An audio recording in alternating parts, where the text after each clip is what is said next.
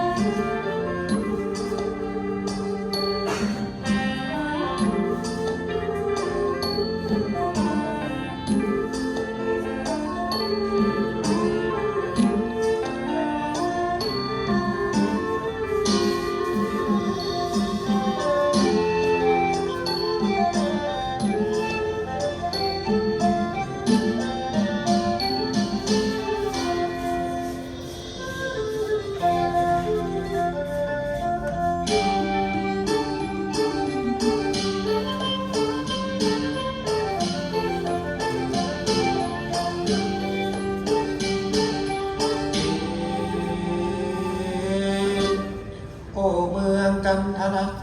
เรามีคนดีคนยอมรับโอ้เมืองจันทรักษ์เรามีคนดีคนยอมรับคนงามคนเสียฟอเมืองนี้คนได้โยกมีสุขตั้งคอที่สามตาก็ถ่ายลงเลยนะถ้าไม่งามคือหลับของสังเพื่อนเขาย้อยถ้าไม่งามคือหลับของ สะโพกลูกผู้หญิงเซตผู้หญิง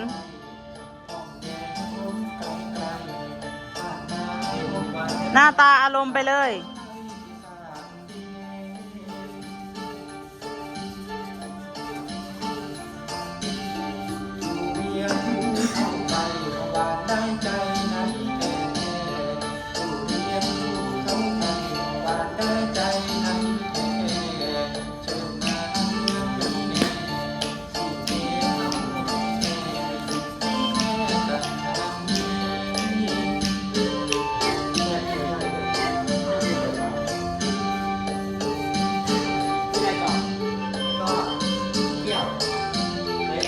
เกี่ยวเลยเอาเกี่ยวเข้ามาเริ่มก่อนเลยเอาแม่ดีมาก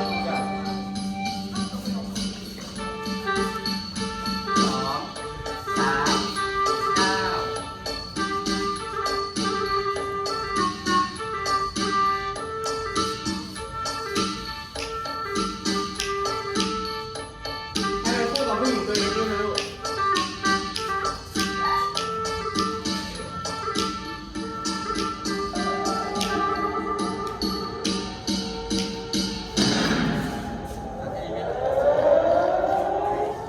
ค่อยๆเลย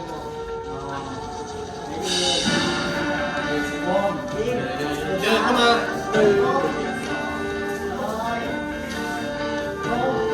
ค่อยๆถอย ค่อยๆมูฟ